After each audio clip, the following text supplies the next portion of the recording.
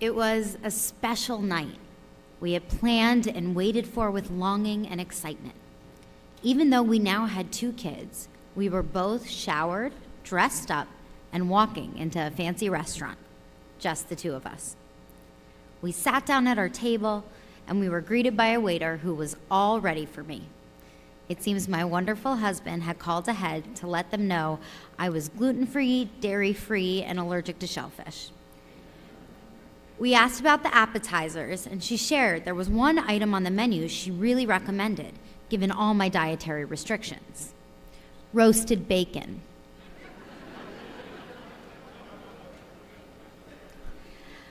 I had never eaten bacon in my life. Prior to having children, in fact, I was a vegetarian for over a decade. While I lived in Los Angeles, I proudly told everyone I was a gluten-free kosher pescatarian. What I ate, or better, what I refused to eat, felt like an important aspect of my Jewish identity. With the exception of the gluten-free part, which came by doctor's orders, my choices were reflections of what I believed God wanted of me, based on the text in the Torah and what I believed to be the intended purpose of kashrut. For a long, long time, kosher fish was as close to eating an animal as I would come. Well, Texas broke me. Meat was slowly introduced to my diet. Still, I would make careful choices about what to have. Only free-range organic meats from kosher animals. That's how I began. However, that's not where it ended. I learned that barbecue was good, and tofu does not taste the same. So I shifted my focus to offering gratitude.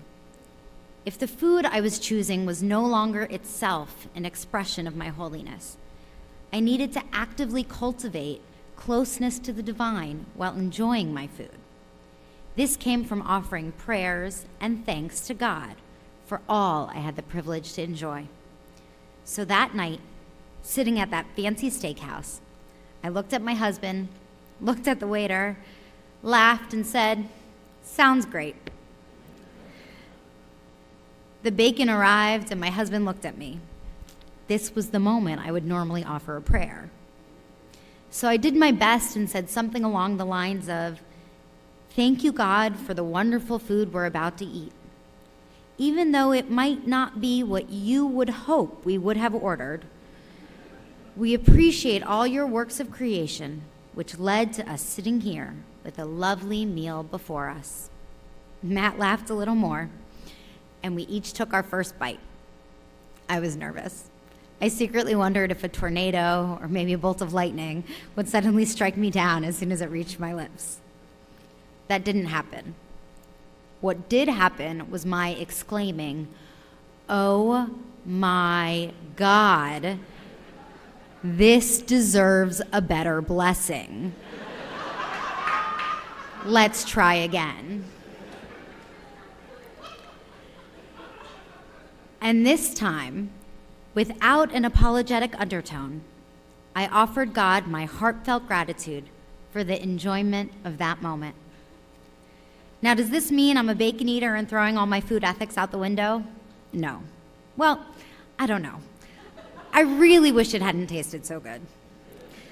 What I do know is that in that moment, my heart was so overflowing with gratitude and wonder that every one of my senses was actively praising God.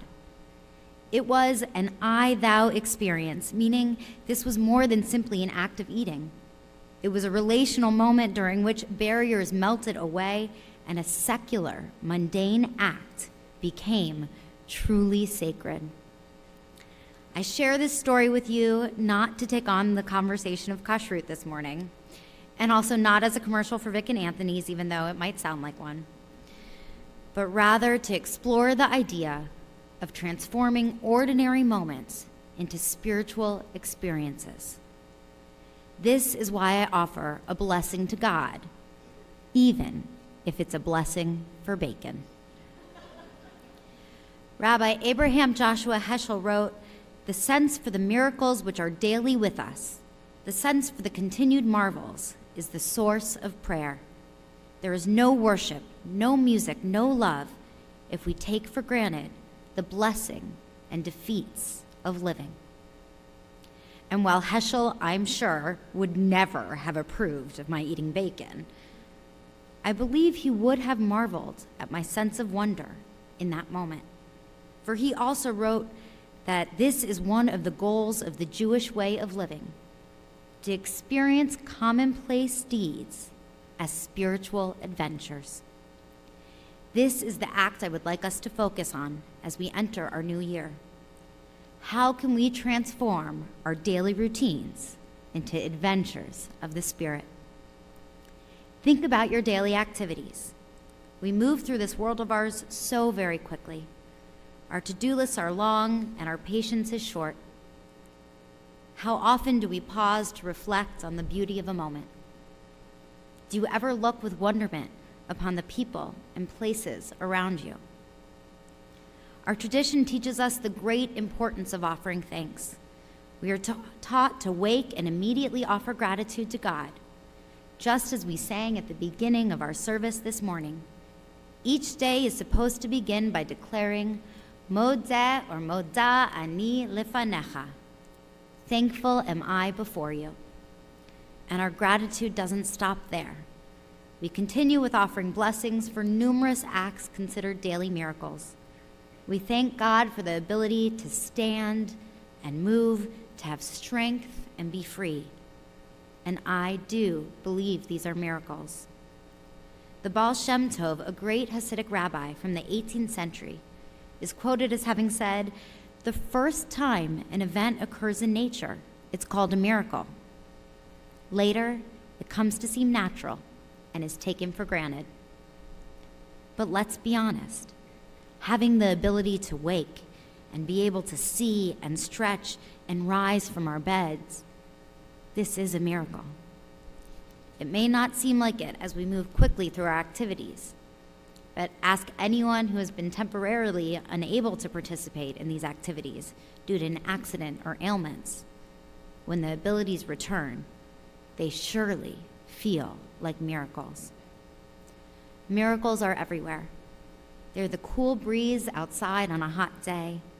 They're the look of appreciation in a loved one's eyes. And they're the delicious food we get to eat. Marvelous moments surround us, and we can cultivate our sense of wonder by trying to look at these daily acts as experiences, as though they were occurring for the first time.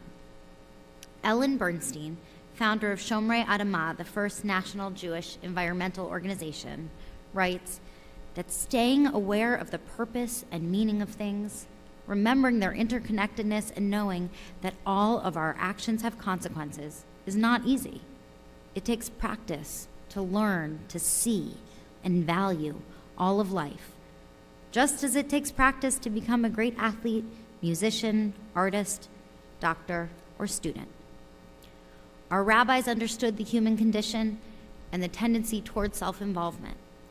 They provide us with a wide range of practices to keep us on track in harmony with God's creation. Reciting brachot, blessings, is one such practice which serves as a guide. This is why I offer blessings. For everything from a sunny day to a tasty meal, I agree wholeheartedly with Bernstein and believe that offering blessings is the secret weapon to a life elevated from the mundane and filled with awe. This is why we have a Jewish tradition that we should each offer 100 blessings every day. It's not that God needs to hear our gratitude. It's that we need to express it, because that expression can transform us.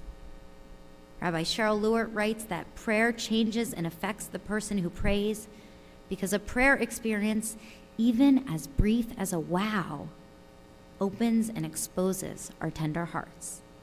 Did you hear that? Wows count. So when you're rushing in your car and almost get in an accident, but you and your racing heart make it through safely, say wow and offer thanks to God. When you hear thunder roll and crack and you know you're part of a much bigger universe. Say wow and offer thanks to God. When you see a sunflower, walk into a cool, air-conditioned building, or listen to someone you love tell you a story about pulling through a narrow place in their lives, say wow. Take a moment and offer thanks to God. And what about those of us who aren't quite sure how we feel about God? Or maybe we have too many frustrations or too devastating a heartbreak to open our eyes and see God's wondrous work everywhere. What do? We have a Hasidic story which examines this idea of how one might offer praise during difficult times. Through it, we are taught that cultivating and offering gratitude changes everything. In the story, some students go to their rabbi questioning the need for praising God on bad days. The rabbi tells them, Reb Zusia will have an answer for you. So they travel to Zusia. They found him in a tiny and worn shack, sitting alone on the floor with a bad leg in a bare home, studying by the light of a small window. The students shared that they had come to learn why our sages teach that we must praise God equally during bad times and good. Zusia looked at them and laughed. This poor and feeble man shook his head and declared he had no idea why their rabbi had sent them to him. You see, I've never had a bad day, he said. Every day God has given to me has been filled with miracles. Gratitude made Zusia's life seem full of wonder for him. By cultivating the ability to look at mundane actions and see miracles, his life was transformed. If nothing else, our tradition teaches us to find one thing we are passionate about, one thing that moves our soul, and to focus on that. By finding our wow moments, by concentrating on the things we care about most, we open ourselves up to the wonder of God simply by beginning where our hearts naturally take us. Nurturing a sense of gratitude can make life seem full of wonder. By cultivating the ability to look at mundane actions and see miracles, life can be transformed. We each need to find moments to offer thanks and vocalize our wow, because prayer can have a tangible effect. It can introduce calm. It can give us perspective. It can highlight our joys and sweeten our years. For this reason, I have a New Year's challenge for all of us. The days between Rosh Hashanah and Yom Kippur are particularly special days of awe. This year, during these days, I challenge us to offer as many blessings as possible. Whatever it is you encounter, anything that brings a smile to your face or a sigh of relief, express gratitude to God for the world, for that precious gift. And while I would love for all of us to be offering 100 blessings every day, I'm going to suggest we start with 5. Every day between now and Yom Kippur, I challenge you to look at the world with eyes of wonder and offer some blessing of gratitude at least 5 times a day. It doesn't matter what you're thankful for. Whatever it is, simply be inspired by it.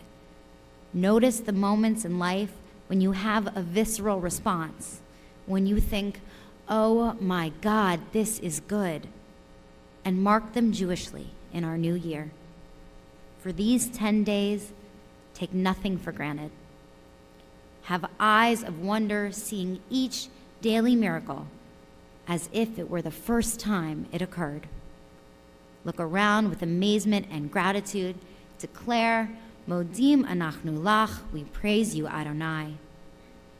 And whether you are witnessing a medical miracle, a beautiful rainbow, or simply an incredibly delicious bite of bacon, make sure you let your gratitude well up and wash over you, not only to help you connect to God, but to help you discover personal peace and happiness for a sweet new year.